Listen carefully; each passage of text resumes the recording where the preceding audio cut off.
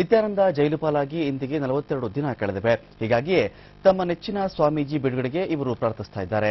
ಬಿಡದಿಯಲ್ಲಿರುವ ಧ್ಯಾನಾಶ್ರಮದಲ್ಲಿ ನಿನ್ನೆಯಿಂದ ಪೂರ್ಣ ಮೂಲಮಂತ್ರ ಜಪಿಸುವ ಮೂಲಕ ನಿತ್ಯಾನಂದ ಸ್ವಾಮಿ ಬಿಡುಗಡೆಗಾಗಿ ಇವರು ಪ್ರಾರ್ಥಿಸ್ತಾ ಇದ್ದಾರೆ.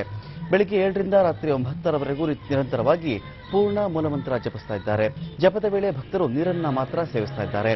ಧ್ಯಾನಾಶ್ರಮದ ಆನಂದೇಶ್ವರ ದೇವಸ್ಥಾನದ ಆವರಣದಲ್ಲಿ ಸುಮಾರು 60 ಜನ ಭಕ್ತವೃಂದದಿಂದ ಮೂಲಮಂತ್ರ ಜಪ ಕಾರ್ಯಕ್ರಮ ನಡೀತಾ ಇದೆ.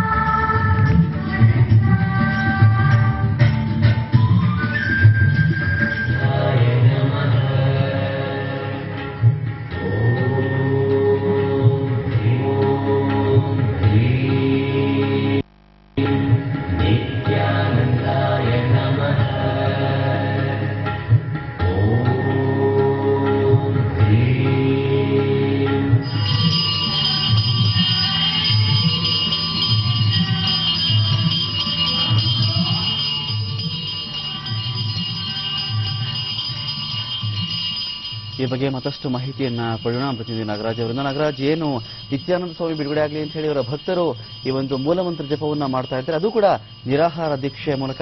ಎಷ್ಟು ದಿನಗಳಿಂದ ಇಲ್ಲಿ ಭಕ್ತರು ಈ ರೀತಿ ಮಾಡ್ತಾ ಇದ್ದಾರೆ ಅಂತ? ನಿತ್ಯಾನಂದ ಈಗಾಗಲೇ ಒಂದು 42 ದಿನಗಳನ್ನ ಒಂದು ಉಪಕಾರ ಗೃಹದಲ್ಲೇ ಕಳೆದಿದ್ದಾರೆ. ಹಾಗಾಗಿ ಏನು ಒಂದು 8ನೇ ತಾರೀಕು ಅಂದ್ರೆ ಮಂಗಳವಾರ ಒಂದು ಹೈಕೋರ್ಟ್ ನಲ್ಲಿ ಏನು ಒಂದು ಜಾಮೀನು ಅರ್ಜಿ ವಿಚಾರಣೆ ಇದೆ, ಅಂದು ಅವರು ಬಿಡುಗಡೆ ಆಗ್ಬೇಕು ಅಂತ ಹೇಳಿ ನಿನ್ನೆಯಿಂದನೂ ಕೂಡ ಒಂದು ಪ್ರಾರ್ಥನೆ ಮತ್ತೆ ನೀರಾಹಾರ ಪ್ರಾರ್ಥನೆ ಜೊತೆಗೆ ಮಂತ್ರ ಜಪಗಳನ್ನೆಲ್ಲೂ ಕೂಡ ಇಲ್ಲಿ ಧ್ಯಾನಪೀಠದಲ್ಲಿ ನಡೆಸ್ತಾ ಇದ್ದಾರೆ. ಈ ಒಂದು ಏನು ಧ್ಯಾನಪೀಠದಲ್ಲಿ ಇರುವಂತಹ ಆನಂದೇಶ್ವರ ದೇವಸ್ಥಾನದಲ್ಲಿ ಎಲ್ಲಾ ಭಕ್ತಾದಿಗಳು ಕೂಡ ಅಂದ್ರೆ 60ಕ್ಕೂ ಹೆಚ್ಚು ಜನ ಭಕ್ತಾದಿಗಳು, ಮಹಿಳೆಯರು ಇರ್ಬೋದು, ಆಮೇಲೆ ಏನು ಒಂದು ಯುವಕರುಗಳಿರ್ಬೋದು, ಎಲ್ಲರೂ ಕೂಡ ಸೇರಿ ಆ ಒಂದು ಭಕ್ತಿಯಲ್ಲಿ ಒಂದು ಜೊತೆಗೂಡಿ ಒಂದು ಪ್ರಾರ್ಥನೆಯನ್ನ ಮಾಡ್ತಾ ಇದ್ದಾರೆ. ಅಲ್ಲಿ ಇನ್ನೊಂದು ವಿಶೇಷವಾಗಿ ಏನಂತಂದ್ರೆ ನಿತ್ಯಾನಂದನ ಒಂದು ಫೋಟೋ ಇಟ್ಟು ಕೂಡ ಅವರು ಆ ಒಂದು ನಿತ್ಯಾನಂದ ಓಂ ನಮ ನಿತ್ಯಾನಂದಾಯ ನಮಃ ಅಂತೇಳಿ ಕೂಡ ಒಂದು ಪ್ರಾರ್ಥನೆ ಮೂಲಕ ಆ ಒಂದು ಜಪವನ್ನ ಮಾಡ್ತಾ ಇದ್ದಾರೆ. ಇವತ್ತು ಸಂಜೆ ಏನು ರಾತ್ರಿ ಒಂದು 9 ಗಂಟೆ ವೇಳೆಗೆ ಇದು ನಿತ್ಯಾನಂದ ಒಂದು ಪ್ರಾರ್ಥನೆ ಮುಗಿಯುತ್ತೆ. ನಿನ್ನೆ ಬೆಳಿಗ್ಗೆ ಏನು 7 ಗಂಟೆಯಿಂದ ರಾತ್ರಿ 9 ಗಂಟೆ ತನಕ ಪ್ರಾರ್ಥನೆ ನಡೆದಿದೆ. ಮತ್ತೆ ಇವತ್ತು ಕೂಡ 7 ಗಂಟೆಯಿಂದ ರಾತ್ರಿ 9 ಗಂಟೆ ತನಕ ಕೂಡ ಈ ಪ್ರಾರ್ಥನೆ ಮುಂದುವರಿಯಲಿದೆ. ಏನು ಅಂದ್ರೆ ನೀರಾಹಾರ ಪ್ರಾರ್ಥನೆ ಅಂತಂದ್ರೆ ನೀರನ್ನ ಕುಡಿಯೋದ್ರ ಮೂಲಕ ಮಾತ್ರ ಇವರು ಪ್ರಾರ್ಥನೆಯನ್ನ ಆರಂಭ ಮಾಡ್ತಾರೆ. ಯಾವುದೇ ರೀತಿಯಾದಂತಹ ಆಹಾರವನ್ನ ಸೇವನೆ ಮಾಡೋದಿಲ್ಲ. ಯಾವುದೇ ಡ್ರೈ ಫ್ರೂಟ್ಸ್ ಆಗಿರ್ಬೋದು, ಯಾವುದೇ ರೀತಿಯ ತಿಂಡಿ ಪದಾರ್ಥಗಳನ್ನು ಕೂಡ ತಿಂದೇನೆ ಇವರು ಈ ಪ್ರಾರ್ಥನೆಯನ್ನ ಮಾಡ್ತಾ ಇದ್ದಾರೆ. ಈ ಒಂದು ಏನು ರಾತ್ರಿ 9 ಗಂಟೆಗೆ ಇದು ಕೊನೆಗೊಳ್ಳುತ್ತೆ. ಈ ಒಂದು ಪ್ರಾರ್ಥನೆಯಲ್ಲಿ ನಾವು ಯಶಸ್ವಿ ಆಗ್ತೀವಿ. ಮಂಗಳವಾರ ಅವರು ಬಿಡುಗಡೆಯಾಗಿ ಏನು ದಿನನಿತ್ಯ ಯಾವ ರೀತಿಯಾಗಿ ಧ್ಯಾನಪೀಠದಲ್ಲಿ ಒಂದು ಪ್ರಾರ್ಥನೆಗಳು ನಡೀತಾ ಇದ್ವೋ, ಆ ಮಂತ್ರಘೋಷಗಳು ಮುಳುಗ್ತಾ ಇದ್ವು, ಜೊತೆಗೆ ಏನು ಒಂದು ಹೀಲಿಂಗ್ ಮಾಡೋದಿರ್ಬೋದು, ಏನು ಸಮಾಜ ಸೇವೆಯಲ್ಲಿ ನಿತ್ಯಾನಂದ ಅವರು ಯಾವ ರೀತಿ ತೊಡಗ್ತಾ ಇದ್ರು, ಅದೇ ರೀತಿಯಾಗಿ ಆ ಮಂಗಳವಾರದಿಂದ ಅವರು ದಿನನಿತ್ಯವೂ ಇನ್ನು ಸಮಾಜ ಸೇವೆಯಲ್ಲಿ ತೊಡಗಲಿದ್ದಾರೆ. ಅವರು ಬಂದೇ ಬರ್ತಾರೆ ಅನ್ನೋ ಒಂದು ಆಶಾಭಾವನೆಯನ್ನ ಅಲ್ಲಿನ ಭಕ್ತಾದಿಗಳು ವ್ಯಕ್ತಪಡಿಸಿದ್ದಾರೆ. ರಮಾಕಾಂತ್, ನಾಗರಾಜ, ಅಂದ್ರೆ ಇವರು ದೇವರನ್ನ ಕುರಿತಂತಹ ಮಂತ್ರಗಳನ್ನ ಪಠಿಸ್ತಾ ಇದ್ದಾರೆ ಅಥವಾ ನಿತ್ಯಾನಂದ ಸ್ವಾಮಿ ಕುರಿತಾದಂತಹ ಮಂತ್ರಗಳನ್ನ ಪಠಿಸ್ತಾ ಇದ್ದಾರಾ ಅಂತ ಇಲ್ಲಿ? ಹಾಗಾಗಿ ಒಂದು ಆನಂದೇಶ್ವರ ದೇವಸ್ಥಾನ ಅಂತ ಹೇಳಿ ಏನಿದೆ, ಆ ದೇವರ ಒಂದು ನಾಮಧೇಯದ ಜೊತೆಗೆ ನಿತ್ಯಾನಂದನ ಒಂದು ಏನಲ್ಲಿ ಫೋಟೋ ಇದೆ, ಆ ಫೋಟೋ ಅಂದ್ರೆ ಓಂ ನಮ ನಿತ್ಯಾನಂದಾಯ ನಮಃ ಅಂದ್ರೆ ನಿತ್ಯಾನಂದನ ಒಂದು ಜಪ ಕೂಡ ಅಲ್ಲಿ ನಡೀತಾ ಇದೆ. ಇಬ್ಬರು ಒಂದು ಪ್ರಾರ್ಥನೆ ಅಂದ್ರೆ ದೇವರ ಪ್ರಾರ್ಥನೆ ಕೂಡ ನಡೀತಾ ಇದೆ. ಮತ್ತೆ ಅವರ ಏನು ಗುರು ಅಂತ ಹೇಳಿ ಸ್ವೀಕಾರ ಮಾಡಿದ್ದಾರೆ ನಿತ್ಯಾನಂದನ ಆ ಒಂದು ನಿತ್ಯಾನಂದನ ನಾಮಧೇಯ ಕೂಡ ಅಲ್ಲಿ ಪ್ರಾರ್ಥನೆಯಲ್ಲಿ ತೊಡಗಿದ್ದಾರೆ. ಅಂದ್ರೆ ಇನ್ನು ಮುಂದಕ್ಕೂ ಕೂಡ ಇದೇ ರೀತಿಯಾಗಿ ಅದು ಮುಂದುವರಿಯುತ್ತೆ. ಅವರು ಇದ್ದಾಗಲೂ ಕೂಡ ನಾವು ಅವರ ಧ್ಯಾನದಲ್ಲಿ ನಾವು ಮುಳುಗಿರ್ತಾ ಇದ್ವಿ. ಅವರು ಯಾವುದೇ ಒಂದು ಸಮಸ್ಯೆಯನ್ನ ನಾವು ಒತ್ತು ತಂದಾಗ ಆ ಒಂದು ಸಮಸ್ಯೆನ ಕೆಲವೇ ಕ್ಷಣಗಳಲ್ಲಿ ಅವರು ಬಗೆಹರಿಸ್ತಾ ಇದ್ರು. ಅಷ್ಟು ಕೂಡ ಅವರ ಒಂದು ಏಕಾಗ್ರತೆ ಮತ್ತೆ ಧ್ಯಾನದಲ್ಲಿ ತೊಡಗಿ ಅವರು ಎಲ್ಲರನ್ನೂ ಕೂಡ ಆ ಧ್ಯಾನಕ್ಕೆ ಅವರು ಕೊಂಡೊಯ್ತಾ ಇದ್ರು.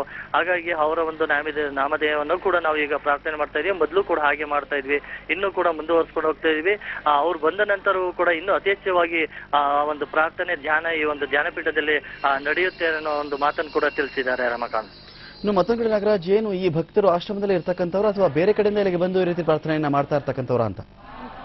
ರಮಕಾಂತ್ ಏನಂತಾರೆ, ಈ ಹಿಂದೆ ಏನು ಧ್ಯಾನಪೀಠದಲ್ಲಿ ಹಲವಾರು ಭಕ್ತಾದಿಗಳು ಕೂಡ ಹೊರಗಡೆಯಿಂದನೂ ಬರ್ತಾ ಇದ್ರು. ಮತ್ತೆ ಒಳಗಡೆ ಇರುವಂತ ಒಂದು 100 ಭಕ್ತಾದಿಗಳು ಕೂಡ ಇಲ್ಲಿ ಭಾಗವಹಿಸಿ ಪ್ರಾರ್ಥನೆಯನ್ನ ಮಾಡ್ತಾ ಇದ್ರು. ಆದ್ರೆ ಈಗ ಒಳಗಡೆ ಬಂದಿರುವಂತ ಹೊರಗಿನಿಂದ ಏನು ಅವರು ಟ್ರಸ್ಟಿ ಆಗಿರ್ಬೋದು, ಮತ್ತೆ ಜೊತೆಗೆ ಅಲ್ಲಿ ಒಂದು ಬ್ರಹ್ಮಚರ್ಯನ್ನ ಸ್ವೀಕರಿಸಿರುವಂತ ಭಕ್ತಾದಿಗಳು ಇವತ್ತೆಲ್ಲರೂ ಕೂಡ ನಿನ್ನೆಯಿಂದ ಹೊರಭಾಗದಿಂದ ಬಂದಿದ್ದಾರೆ. ನಿನ್ನೆ ಒಂದು 50 ಜನ ಇದ್ರೆ, ಇವತ್ತು ಒಂದು 60ರಿಂದ ಈಗ ಹೆಚ್ಚು ಜನ, ಅಂದ್ರೆ ಸಂಜೆ ಒಳಗಾಗಿ ಇವತ್ತೊಂದು 100ಕ್ಕಿಂತ ಹೆಚ್ಚು ಸದಸ್ಯರು ಇಲ್ಲಿ ಭಕ್ತಾದಿಗಳು ಬಂದು ಭಾಗವಹಿಸ್ತಾರೆ ಅಂತಲೂ ಕೂಡ ಒಂದಿದೆ. ಈಗಾಗಲೇ ಒಂದು 60 ಜನ ಏನೋ ಒಂದು ಪ್ರಾರ್ಥನೆಯಲ್ಲಿ ತೊಡಗಿದ್ದಾರೆ. ಅವರೆಲ್ಲರೂ ಕೂಡ ಹೊರಭಾಗದಿಂದ ಬಂದಿರೋರು ಇದ್ದಾರೆ, ಮತ್ತೆ ಒಳಭಾಗದಲ್ಲಿ ಇದ್ದಂತ ಭಕ್ತಾದಿಗಳು ಕೂಡ ಈಗ ಅಲ್ಲಿದ್ದಾರೆ. ಈಗ ಅವರು ರಾತ್ರಿ 9 ಗಂಟೆ ತನಕ ಒಂದು ಪ್ರಾರ್ಥನೆ ಮುಗಿಸಿ ಈ ಒಂದು ಏನೋ ಒಂದು ಉಪವಾಸ ಇದೆ, ಆ ಉಪವಾಸ ನಂತರ ಎಲ್ಲ ಪ್ರಾರ್ಥನೆಯನ್ನ ಮುಗಿಸಿ ನಾಳೆ ಬೆಳಿಗ್ಗೆ ಕೂಡ ಮಾಮೂಲಿ ಎಂದಿನಂತೆ ನಾವು ಪ್ರಾರ್ಥನೆಯನ್ನ ಮಾಡ್ಕೊಂಡು ಹೋಗ್ತೀವಿ ಅಂತ ಹೇಳಿ ಒಂದು ಭರವಸೆಯನ್ನ ನೀಡಿದ್ದಾರೆ. ರಮಕಾಂತ್. ಓಕೆ, ಧನ್ಯವಾದ ನಾಗರಾಜ್.